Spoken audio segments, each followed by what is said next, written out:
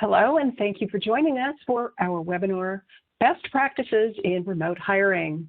Our presenters today are Pam Derby, who is a Principal HR Consultant in Executive Search here at CPS HR Consulting, Holly Hattada, a Principal HR Consultant in Test Rentals at CPS HR Consulting, and Chrissy Peacock, the Manager of Recruitment Solutions, also at CPS HR. The slide deck for today's session is available on the CPS HR Consulting website. Please visit www.cpshr.us/about/events/webinars to download. The session is also being recorded. We'll post a link to the session on the webinars page of our website as soon as it's available. To ensure a high-quality recording, all attendees are in listen-only mode.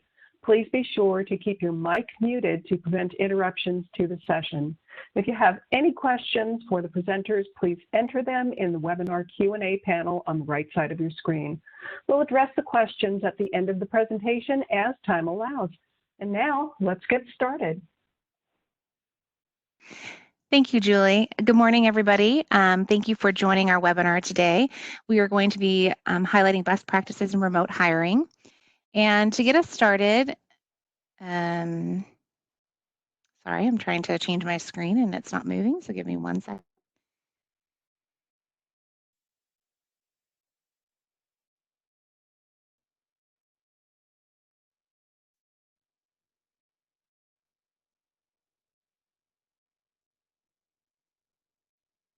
There we go. Now it's cooperating. So to get us started, we thought we would have each of the presenters introduce themselves. So Pam, could you introduce yourself, please?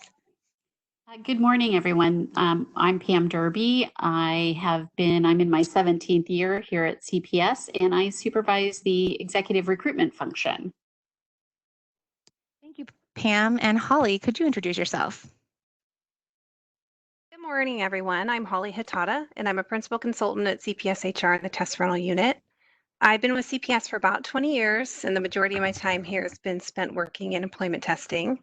So today I'll be talking with you about some options for remote testing. Thank you, Holly. And I am Chrissy Peacock, and I'm the Manager of Recruitment Solutions. I've been with CPS for about 3 years now and working in the public sector for over 15 years. And we will be focusing on, I'll be working with Pam on some remote hiring options with the interviewing and then also onboarding. So let's take a quick look at the agenda for today's webinar. First, I'm going to provide a brief introduction into remote hiring, and then I'll be turning it over to Holly, who will discuss the various methods of remote testing.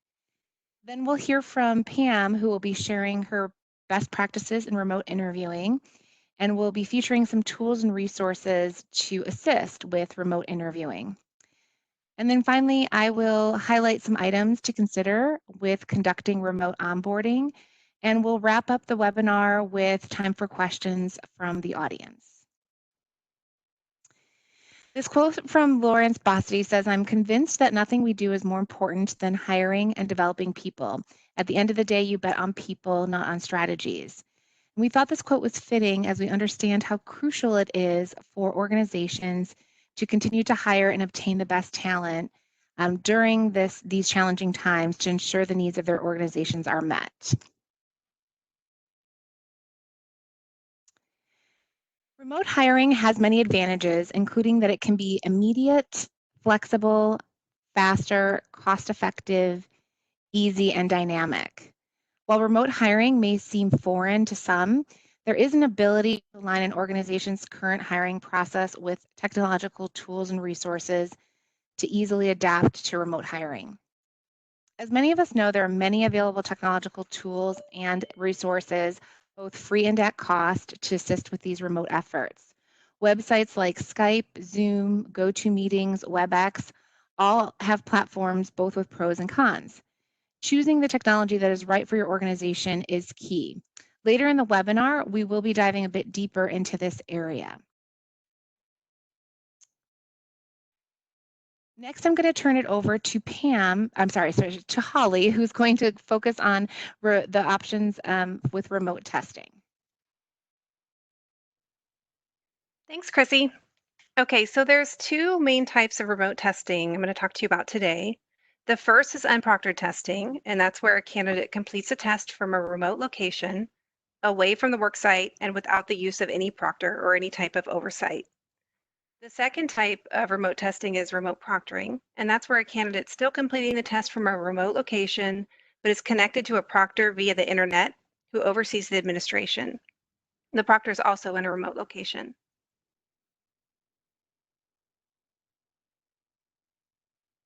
So first we'll review the options for unproctored testing. And there's three main options we'll cover today. Those are written multiple choice tests, skills tests, and personality tests. There are some considerations to take into account when using unproctored tests. So first I'm going to describe the types of tests that are available, and then I'll address some of the pros and cons of using them. So first we'll go over written multiple choice tests.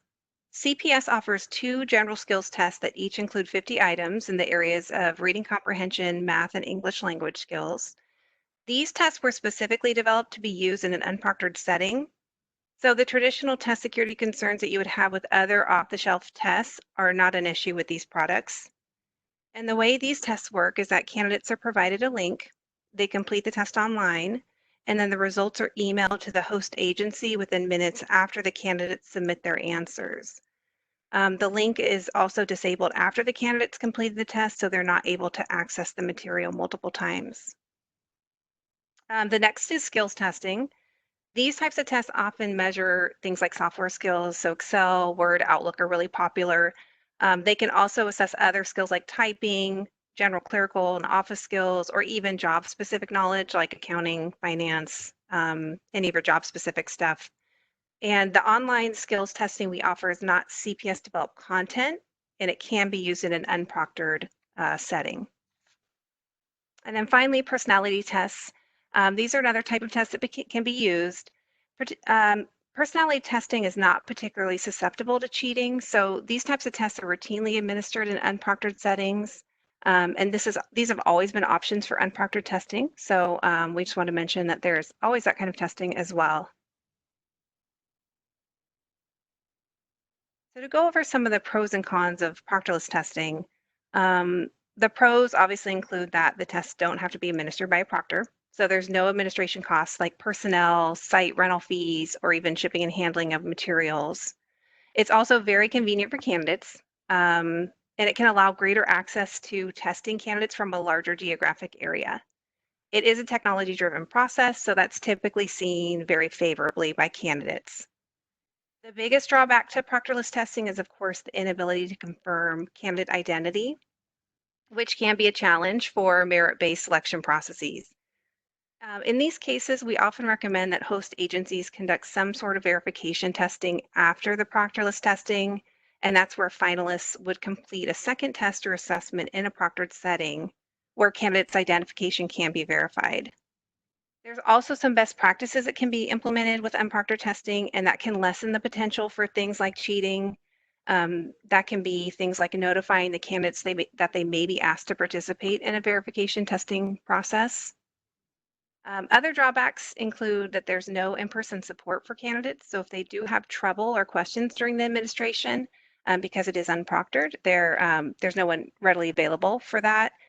And of course, the process again is dependent on technology. So that can be a plus. It can also be a challenge if there's problems like a candidate's poor internet connection or even lack of access to technology for some candidates.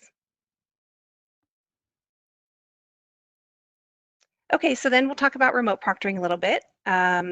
This is a process where candidates log into an online administration session with a remote proctor via the use of internet access, a camera, and a microphone. The proctor conducts some sort of verification process to verify the candidate's identity and then continues to proctor the candidate remotely with the use of the candidate's camera and microphone.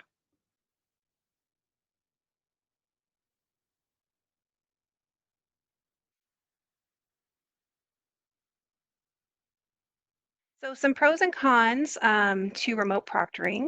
The biggest pro is that it includes a fully proctored test session. So that's a huge plus.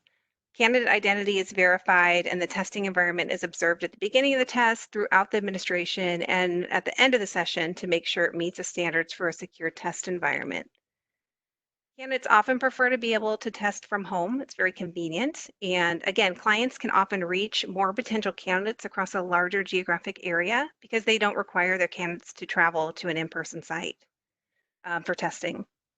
Candidates also have access to a proctor in case they have trouble with the system or trouble with technology, or even just to ask simple questions during the test. So that is a bonus of this type of testing.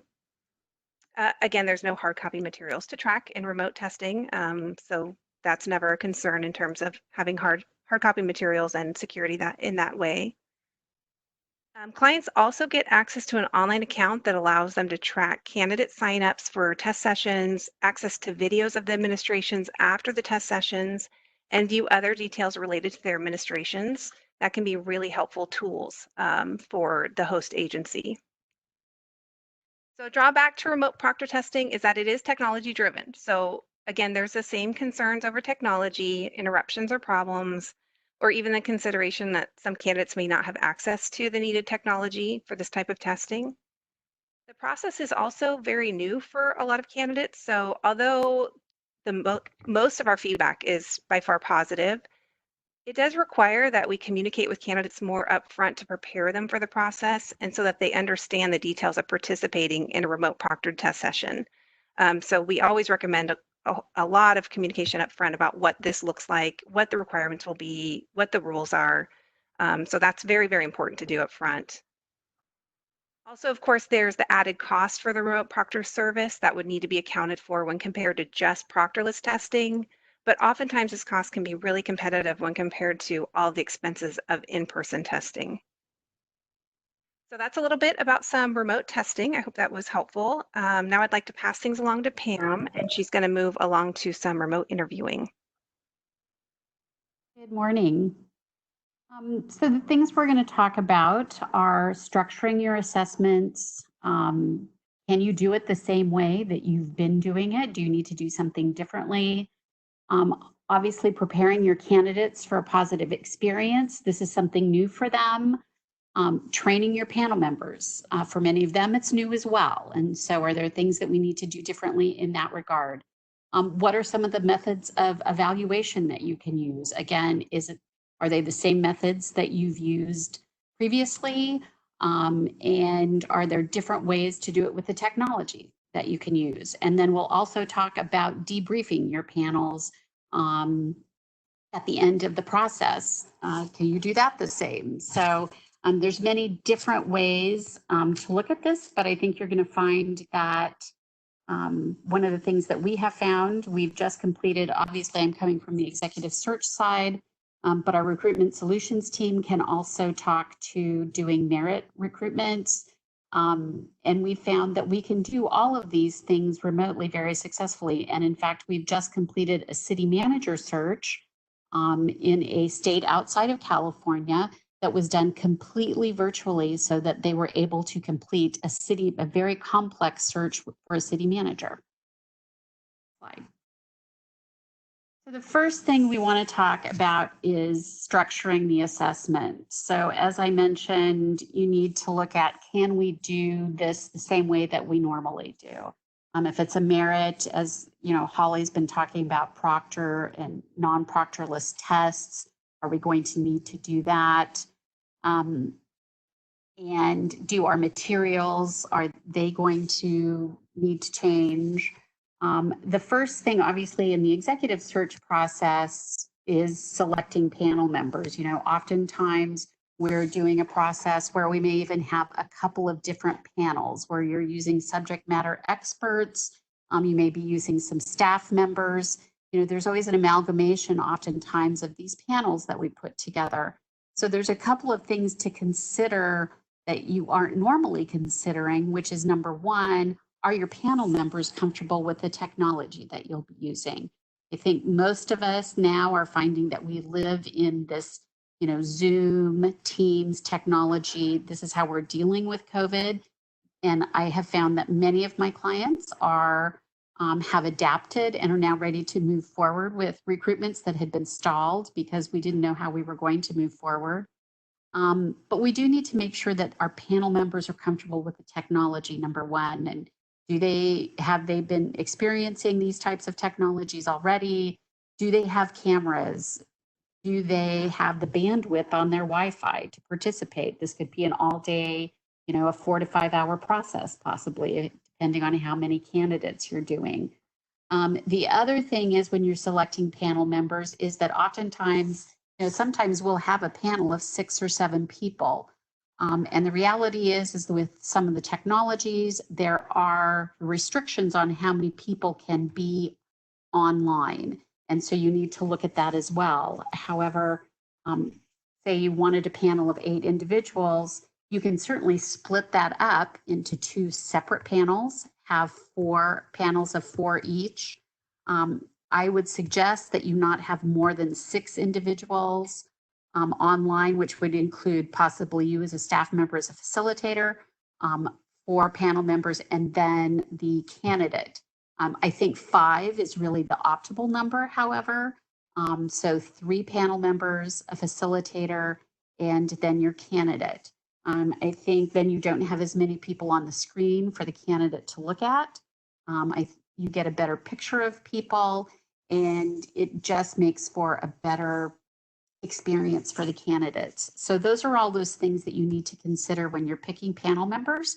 And I do think that we want to restrict them to a smaller size than we might usually. Developing selection materials in your schedule. I think with schedules, when we're doing things on site, obviously we're usually able to run things pretty quickly. We can get candidates in and out. We normally build in a 10-minute buffer in between interviews. We usually do 50 minutes. So each interview starts on the hour or half hour. But the reality is, because we're using technology, you probably want to build in a little bigger buffer with your period. So when you are, I would suggest no less than a 15-minute buffer between interviews. That way, number one, if the candidates start having technology issues, you've got a little bit of time before you need to start the next interview. You don't want them feeling stressed that they've had issues. And so you want to build in a little extra time into your schedule than you might normally, because if panel members are experiencing issues, or the candidates are experiencing issues, those are both problems. In your selection materials, one of the things that we have found is that we've been using our selection materials that we normally use. We prepare them, we send them a little bit ahead of time.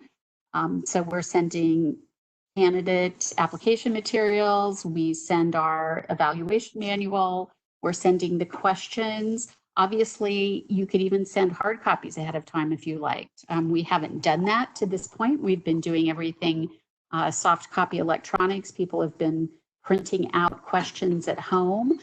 They've been printing out their evaluation sheets at home, but we've been using the same process. Obviously, on a merit recruitment, possibly you may have, very extensive packets that you provide, and you may need to decide, there's some way we're going to have to pare this down. How do we make it still fit our merit rules, but make this an appropriate amount of material to provide to our panel members? And so those are just a few of the things that I think we need to think about when structuring the assessment. Obviously, the most important thing is just, as they say, location and real estate, this is plan, plan, plan. And I'm going to turn it over to Chrissy now to talk about some of those technologies that you can use. Thank you, Pam. So as we mentioned earlier, there's many options for technology tools that are out there, and CPS has partnered with InterviewStream, formerly Rivs, and wanted to highlight the options available on their platform. And there's 2 main options that we've been using with clients. The first option is the one-way pre-recorded interview. And what this allows for is it allows for a candidate to pre-record their interview on their own and have a panel member or members come in after the fact and review their interview. So how it works is we would set up the interview in the InterviewStream platform. Organizations have the option to choose 3 different types of interview questions. You can choose interview questions, which would include video and oral. You can choose just an oral question response, or you can choose a written response. The interview can be set up using all 3 of these types of questions, video, oral, and written, or you can just use one that you would like the candidate to respond in. Once we set up those questions that in the system for the candidate, we would then send those invitations to the candidate to come in and access the system and take the interview. Now, organizations who prefer to send out those invitations personally, we can absolutely work with you because the system creates a link. And so we can provide that link to you that you could send in your personal email to the candidate, or we could send the standard email that the system sends to the candidate to invite them to the interview. That interview time slot would be determined based on each organization. So you can keep that interview window open for 1 day, for 3 days, 7 days, however long you'd like to keep it open. What that allows for is a lot of flexibility on the candidate end. The candidate can access the interview platform during that time frame you set, 24 hours, 7 days a week, and they can take their interview at any time from any type of electronic device. So that can be from a laptop, it can be from a cell phone or a tablet. If they do choose to take the interview from a cell phone or tablet, they would have to download the app that's available for Interview Stream, but if they take it from their laptop, they can just access the link through a normal browser. Once that time frame closes, that would then be the opportunity for your interview panel members to come in and access all of the interviews. So we would set up each of your interview panel members with an account. They would log into the Interview Stream platform and they would see a list of all of the candidates. And once they click on the candidate, they would be able to view and evaluate each of those candidates' interviews. Again, the pro to this, or the benefit, is that your interview panel members don't need to be available all at the same time. They can come in and evaluate the candidates at any time, once that interview period closes and all of the candidates have completed their interviews. There's a couple of options too. The system does have a evaluation method built in to the platform that can be used, or you can continue to use your standard rating forms. While your interview panel members are reviewing the interviews, they can just use the normal rating forms that you use within your organization. The two-way live interview process is very similar to the other platforms that are out there, but it does have some additional functionality that we think is beneficial to organizations. First, we would set it up the same way. We can preload all of your interview questions into the platform so that when your interview panel members join the interview, they will see the questions right there on the screen. They can ask them, right from the screen without having to have an additional piece of paper or document. We would work with the organization to determine the available dates and times that the interview panel members are available to conduct interviews, and we would build a schedule in the system. So by building the schedule, when we send out the interview notice from the platform to the candidates, it will show all of the available date and time slots that the interview panel members are available. Once a candidate selects a specific date and time slot, that comes off of the schedule, and an immediate notice of a meeting notice goes via email to the interview panel members and the candidate. So they accept that like they would accept any other type of meeting notice, and at the date and time of that interview, they would just go into that meeting notice and access the link to get into the interview.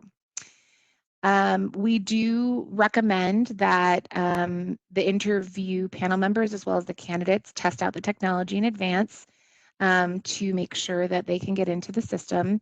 And again, the candidates can access that two-way live interview using a laptop, a cell phone, or a tablet, any device that has a camera component. For the two-way live, only a max of 8 participants can be on an interview at a time. And another really nice feature about the two-way live interview is that organizations can choose to still record it. So once all of the participants are on the interview, there is a record button, and that interview can be recorded and re-reviewed at a later time if the interview panel members needed to reference something at a later time. So those are the two platform options that we can offer with our partnership through InterviewStream. And we really like the flexibility, especially with the one-way pre-recorded that it offers to both candidates and interview panel members. I'm going to turn it back over to Pam to continue on with the additional best practices in remote interviewing. Thanks so much, Chrissy. Obviously, in this, what we're experiencing right now is very different for candidates. Oftentimes they've done phone screens and possibly they've done Skype interviews, but not in this panel-oriented world that we're living in right now. Typically, those are done in person, obviously. And so you want to make sure that you've really prepared them. Typically, even for in-person interviews, I send very detailed invitations to candidates that indicate even this is where you can park and this is where you report, etc. In this instance, obviously, we want to make sure that if you have sent the invitation, as Chrissy mentioned, with whatever technology you're using, if you're using InterviewStream as we suggest, that we're able to use, they're able to go in and schedule their own interview, so then when they're going to be interviewing, they have scheduled it themselves. But the reality is there's still many things that they don't know. Number one, you need to pre-test the technology. And I would suggest that you don't just have candidates pre-test the technology themselves, but that you do it with them. I have seen processes where clients have handled the technology piece and they've not tested previously, and that's when you get into a lot of trouble with candidates. Then they're dropping off, the panel's dropping off. It makes for a very uncomfortable situation for the candidates. If we are doing it, I always schedule a pretest with the candidate at least the day before, if not sooner, so that I'm looking at them, we're looking at one another, and we know that it works. You want to be really specific as to the process. So how many panel members are there going to be? How many questions are there? How much time do they have?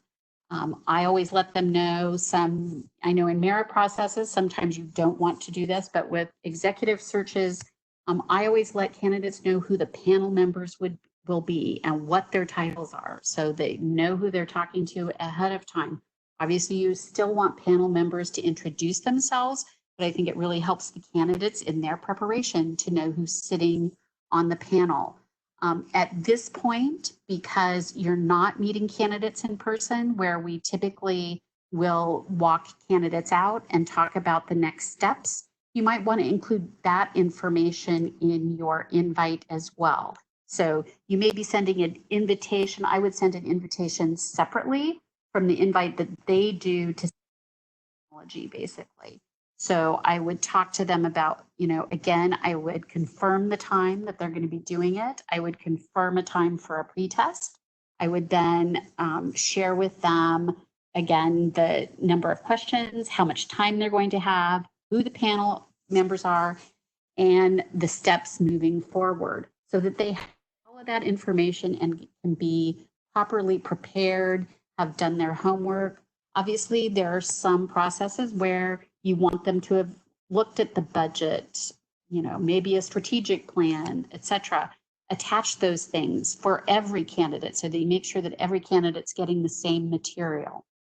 The other thing is that, and this is where the pretest can really come in, is providing tips for best presentation. So you want to make sure that they dress as they normally would for an interview. They're going to be on camera. You want to make sure with the pretest also that they have their camera properly set up for the right angle. I have to tell you that a great example of this being a problem, we had a city manager search end of last year that he had a very good candidate, but they were looking down into their camera. And so frankly, all the panel members were basically looking up into this individual's nose. So that was not good because it really distracted them from listening to the candidate as well. And so you want to let them know that during that pretest, say, hey, you want to move your camera up, you want to set it back a bit.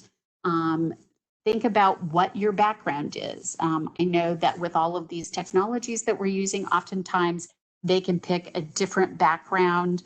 I would suggest to them that they use the blurred background, but that they want to be in a room where even with that blur, they look at the light. Do they have an open window behind them where they would want to close the drapes or blinds, whatever the case may be?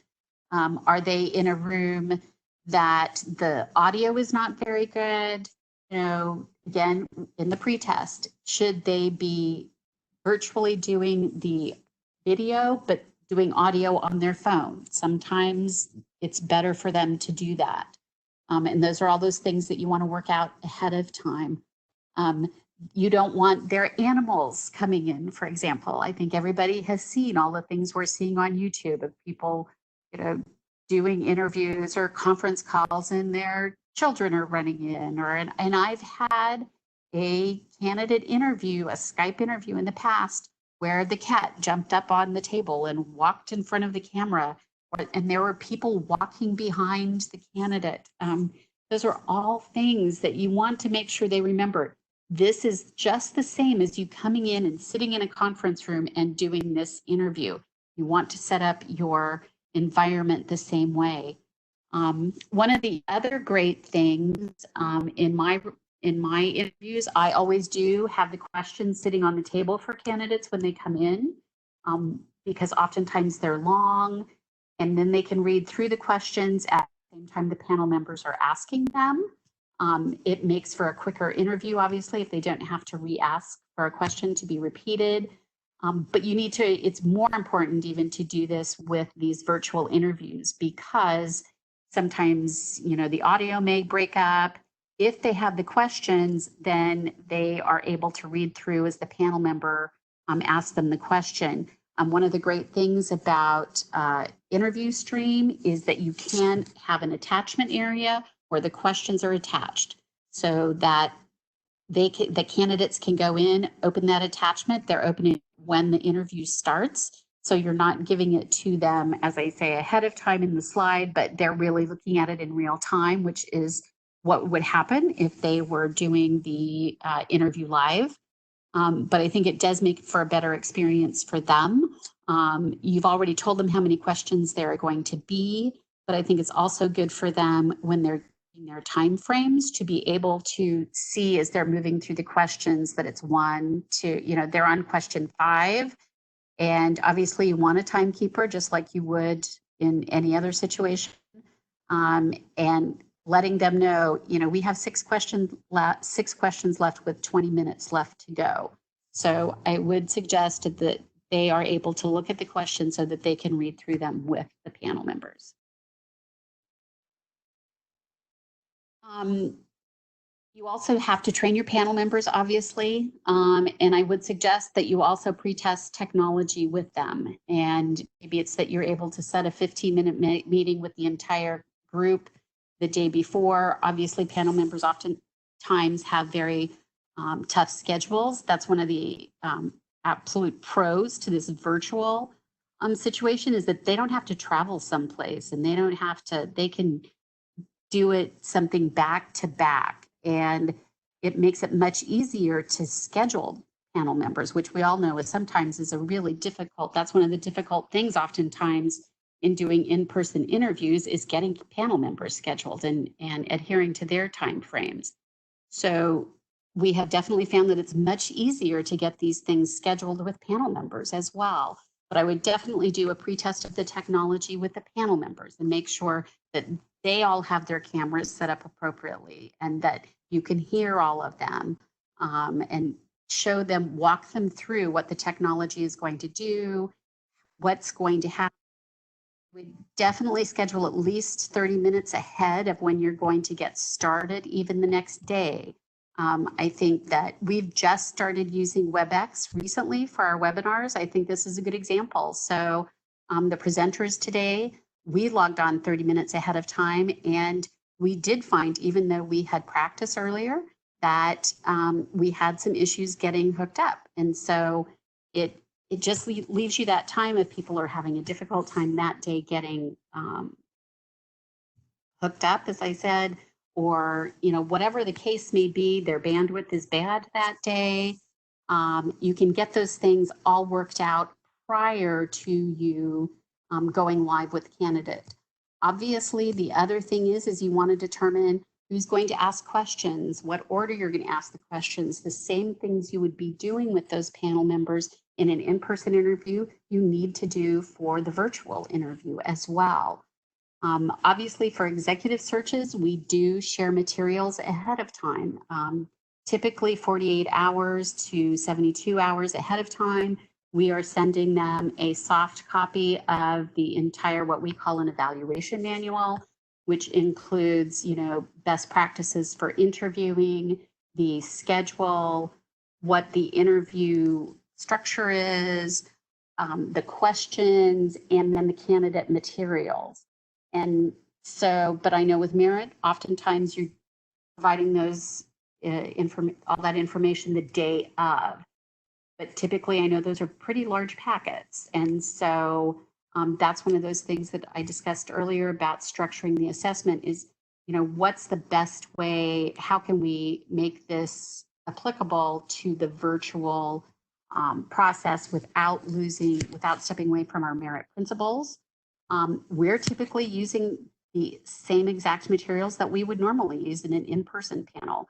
And we're sending that soft copy to individuals a couple of days ahead of time so that they have an opportunity to review everything. The difference is we're not sending them in a hard copy.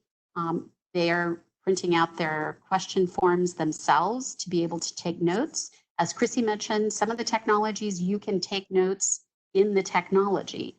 So those are some of the things you have to decide when you're structuring the assessment. But you want your panel members to have seen the materials, know what's going to happen.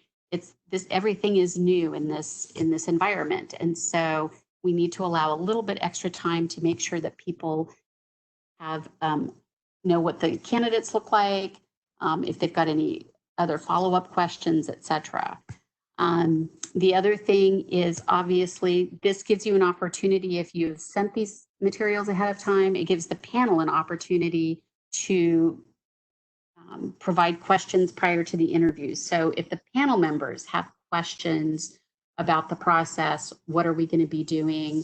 If you've sent the materials the day before you've done the technology pretest, then you can answer those questions during that time frame. So you can get all of these things worked out. But even with doing the pretest, I would say that you still need to schedule that bit of time ahead of starting with the candidates the day of to make sure everything's still in place. I always say that, you know, it's like a wedding, that, you know, things may go on in the background, but as long as things go well with the candidate, it all went great.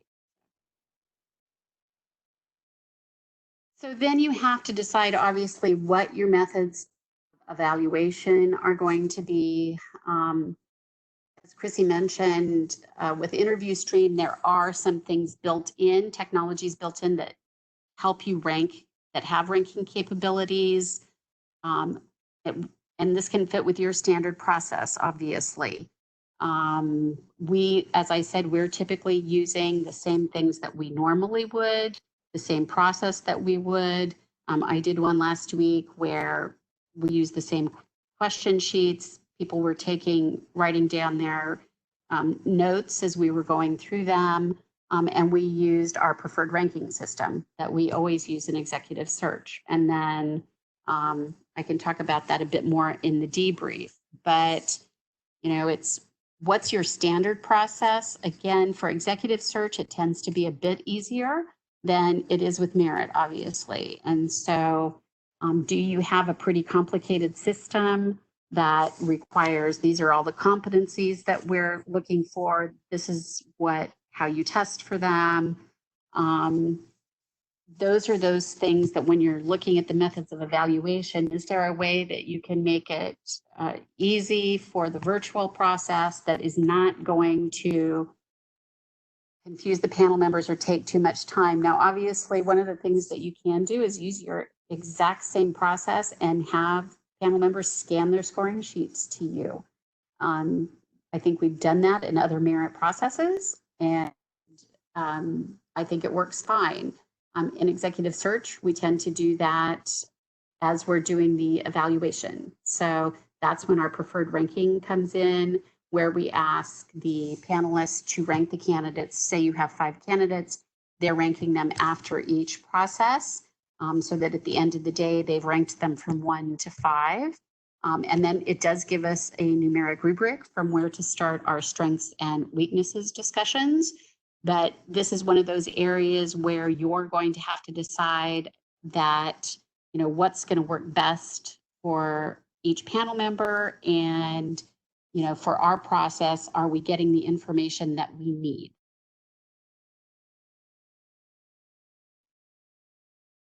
So then, of course, you have your debrief afterwards. And this, of course, does depend on what type of evaluation you've decided to use, but I would encourage you to always have a facilitator, just like you would in an in-person interview, someone that is, you know, running the process basically. With, you know, an executive search, I will sit as the facilitator, or one of my recruiters is the facilitator, and, you know, they can put together the preferred ranking score sheet. What we've been doing is just pulling up a spreadsheet and putting in all the numbers so that it's a visual. But it also just there's someone then that can say, you know, this is how we're going to debrief. If you're going to have a strengths and weaknesses conversation, they can ask each panel member to give their thoughts so that people are not speaking over one another. I do think that virtual with video works much better than just doing audio interviews. The problem with audio interviews is that even in the debrief, people are talking over one another, but especially when you're asking candidates questions, if you have follow-up questions, people can't see you and see your body language to know that you may have another question to ask. And so I think this helps with the facilitation as well, so that you know that people are ready to talk or have a question. Obviously, you want to explain your plan for the debrief during the initial training. You know, this is what we're going to be doing at the end of the day. This is what we need you to do after each interview to make sure that happens. But certainly your method always is going to be dependent on your evaluation parameters. But it's explaining the plan, having someone who's facilitating, keeping track of the time, and then making sure that at the end of the day, all those pieces come together. So truly, the most important part in this is being prepared and thinking of all those small things that may be different from what you would do from an in-person interview, and knowing that this might in some ways be easier. It's easier to schedule. I think it's easier to schedule individuals' time, but it's also a new environment for most of us. And so I think that we have to over-prepare. I don't think you can be too prepared. And you want to make sure that both the candidates and the panel members are comfortable in the environment that you're using. And as I said, we have used it to great effect already now. I think that we've been able to conduct a city manager recruitment completely virtually. Really speaks to the fact that this can work, because there is no process that is more complex when you're working with a city council. There's no recruitment process that is more complex than that. And we've done that successfully. So I think we can all still move forward. I think we have great methods at CPS for being able to do that. And I'm going to turn it over to Chrissy now so that she can talk a little bit about the onboarding process.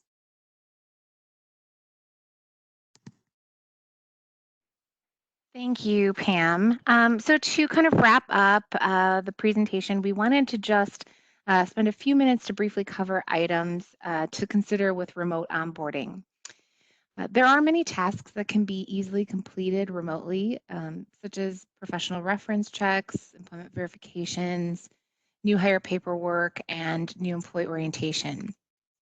With new hire paperwork, we have found that it's helpful to create a video or even a PowerPoint to walk new employees through the accurately completing the paperwork step by step, especially for those difficult forms like the I-9. Really having that tool when they can't be there in person to ask questions allows for that paperwork to be completed more seamlessly and without errors. With new employee orientation, we would recommend offering this kind of orientation via video conference so that the new employees would have an experience as similar as to being in person, to be able to see the facilitators as well as the other new employees going through the orientation. Some onboarding tasks, though, are more difficult to complete remotely and may require in-person activity or follow-up actions, such as background checks with live scan or fingerprinting and drug testing. If your organization allows any flexibility, perhaps these could be done at a later time, obviously depending on the type of job, and that the case employment would be contingent on these items clearing. Finally, navigating an employee's first day or first week can be quite challenging in a remote environment. And to ensure this is successful, we recommend that an organization develops a plan in advance of the new employee starting. So really honing in on the point that Pam just said, be prepared. We recommend that even more communication with the new employee is used with all available tools, phone calls, video conferences, messaging, and emails. It's crucial in a remote startup that the employee feels that they are still part of the team and that they have purpose when they start, even if they cannot connect with colleagues in person. Some organizations have mailed welcome boxes or packages to their new employees with a coffee mug or t-shirt with the organization's logo. Other organizations have emailed a gift card to have a coffee or lunch on the organization during the employee's first week. It would be best for the organization to do something to make the employee feel welcome, again, even in a remote situation. It's best to have the new employee have a calendar of meetings with key individuals throughout the week, their supervisor, director, HR, colleagues. It might even be fun to schedule a virtual coffee meet and greet with the new employee and the team that they will be working with via video conference. Other ideas to have an employee be registered for and participate in any mandatory trainings during their first week to get them out of the way. Whatever an organization chooses to do, the key is really to ensure the new employee feels welcome and to ensure the smooth transition into their role with the organization, even in a remote environment. So with that, I'd like to turn the webinar over to Julie, who's going to facilitate some questions. Thank you, Chrissy. So let's jump right into some of these questions that we've received. The first one is asking, can a semi-stock test be conducted remotely? Holly, would you like to take that one on? Hi, sure, thanks. Yes, definitely we can do remote exams for semi-stocks, agency tests, if you're familiar with Test Funnel. There's off-the-shelf exams, semi-stocks, we have custom exams, we have agency exams that are a semi-stock that's used for a second time with no changes. All of those are options for remote proctoring. The one thing we are careful about is that we don't do some types of content where the candidate would maybe need extra kinds of scratch paper or observation and memory where they may have two sections of the test. But we do have some options around that. So I won't say that every type of content is available, but we've definitely worked with lots of clients who, whether we just don't include that type of section, but large majority of our tests and our content are available for remote proctoring. Awesome, thank you. And I would like to remind folks that you can enter questions into the Q&A portion or the chat section of your webinar dashboard. In the meantime, here's another one that has come in asking, what if a candidate has technical issues with the basics like logging in or recording for some of these pre-recorded remote interviews? Pam, can you talk about that a little bit? What sort of help is available for those folks? Hey, Julie, it's Chrissy. Could I take that question? Yeah, Chrissy, that's good. Oh, sure. Thank you. Great. No problem. So that's a really good question. So our team is able to receive any notices of technology issues or troubleshooting issues that a candidate is having. The candidate can email directly to the platform or to our team members, and we can walk them through those issues. So, for example, if a candidate is in the middle of doing their pre-recorded interview and something happens and the interview shuts off and they were in the middle of a question, we can reset that question for them so they can start over on that particular question and move on with their interview from there. If they have trouble logging in, we will also be able to handle those. So we would troubleshoot any of those issues as part of partnering and using that interview stream. So that would be obviously if an organization wanted to work with us and use the interview stream platform. For other platforms, I mean, I think it's just really what's available out there and what kind of resources they have for candidates. But specifically for interview stream, we would handle any of those glitches or technology issues or troubleshooting items with the candidate directly, or even the interview panel members if they're having some kind of issue logging in or any of that. Okay, thank you very much. Here's another one that has come in asking about availability for remote proctoring. Are there any challenges with scheduling, especially, you would assume that maybe with all of the stay-at-home orders, there may be increased demand, but is there difficulty in scheduling remote proctoring? Holly? Sure, thanks. Yeah, that's a great question, and it's very timely. So normally, I would say no, that that hasn't really been an issue. But in the last, of course, with the stay-at-home orders, the last several weeks, there has been just a huge increase in this demand. So typically, when we chat with clients, we do talk about that there could be delays for candidates. Everyone has been very gracious with that, understanding that we're all working in sort of a new environment. And but we do recommend, that's one of the things that we recommend to our clients who are interested in this kind of service is letting candidates know and being aware, of course, themselves that there could be delays. Hopefully they don't find that, but it's a good thing to kind of prepare for and be aware of because it can happen. So yeah, so that's another communication piece. Hopefully we see less of that because I think we're in kind of a unique time. So again, generally with the service, it's not something we normally be talking about, but definitely right now, yes, that's a good thing to be aware of, and it's definitely a communication piece. Terrific. Thank you. And so another question that has come in is asking, for onboarding, how are you verifying I-9 documents or handling of sensitive information for, say, benefits or social security numbers, that sort of thing? So, Chrissy, could you speak to that? Sure. I think it's really dependent on the organization's process. So some organizations will send the documents electronically, have the candidate fill them out and mail them back. Others will do a scanning with a password protected on the documents. Another option is in order to, so that's with the confidential information. With filling out the I-9, it really depends on the organization's policy.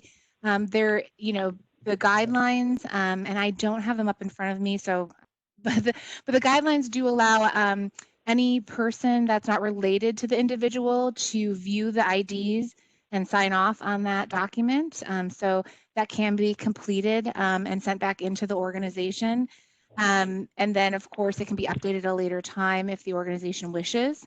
But that's a couple of the ways that those onboarding issues have been handled, with the new hire paperwork that we've heard from other organizations. Oh, that's great information. Thank you.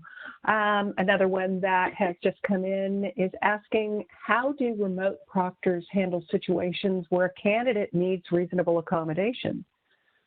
Holly, can you give us some insight on that? Sure, yeah.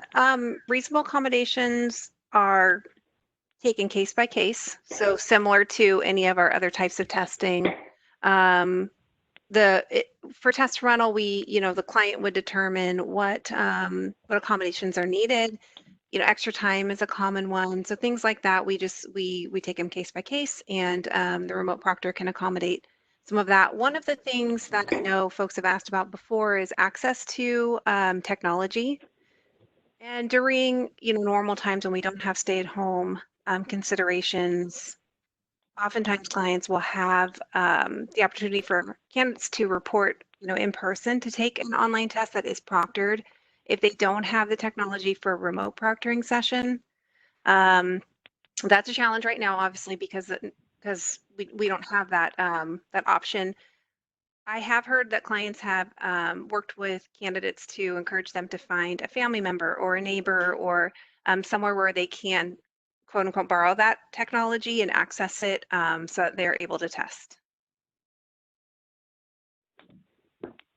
Okay, that is great information. And with that, I think we can go ahead and wrap up our webinar. I want to thank you, Pam, Holly, and Chrissy, for all this great information. It was really helpful. And thank you to everyone who joined us today. Please be sure to check our website at www.cpshr.us/about/events/webinars for the slide deck and the recording. The slide deck is available now. The recording should be available within the next 1 to 2 business days. So thank you very much to everyone and have a great day. Bye.